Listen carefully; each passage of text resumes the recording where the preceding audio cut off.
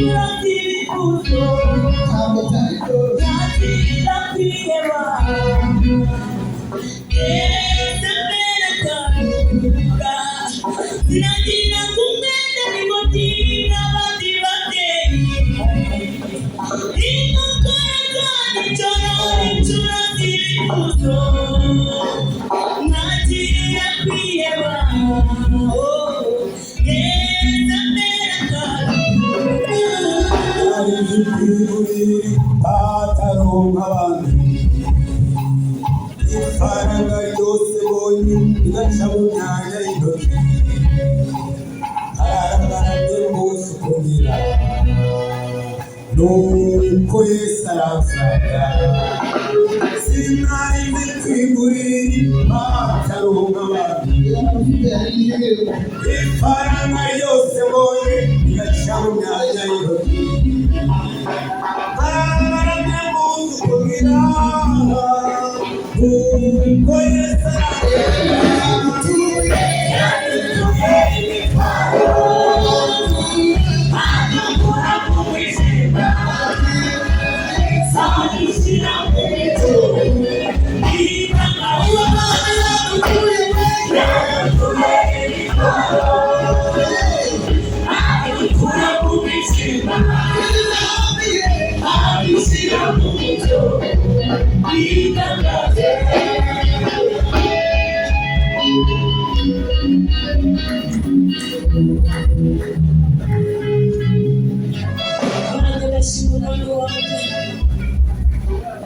Bashima Yesu wanjye. Yesu ni umugabo mwiza, umugezi wanjye yaransanze yanduhuye. Yesu yankijije urwembe rwo mu ndebuko, bahoraga bancuraguya bari kunkiza indasambo umubiri wose abacumi, ariko Yesu yanduhura agira neza yakabaho n'umwana w'amahoro. Haleluya! Yampamagaye ngo ngwino mwana wanjye nikoreshe amaganya yawe. Natesaga ijoro ryose ndi muri bwa buryo bw'itabi aribyo bikubaho biryamagariye, ariko Yesu ndikubitumaguye. Ariko Yesu ayampamagaye ngo nimusanga ngo mwikoreshe amaganya yanjye yanduhuye, kuko yanduhuye ni umugabo mwiza. Haleluya! Ntari mpamvu Yesu ni umugabo utaryarya, mumwizere namwe. Haleluya! Abaririmbyi muririmbiye uwo mugabo. Haleluya! agira neza Yesu. Yesu arakoze. Akameka mu gitondo kandi yinega, mu bapfumu bose nawe utayandiye ikigo, bajya bagura muri munsi, nuko Yesu aransanga. Akameka mu gitondo kandi yinega, mu bapfumu bose nawe utayandiye ikigo, bajya bagura muri munsi, nuko Yesu aransanga. Yesu we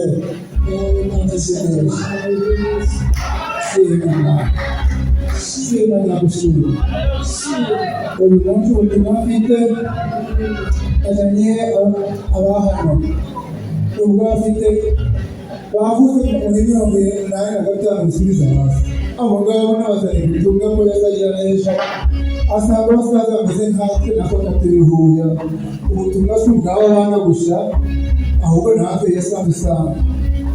Twari twihebye tumariye ibyacu igiye ngo muzanye bibi uko mundeba ko n'abandi bakabikoma ushaka bukiye abana babona n'imari, ariko byabyaranje.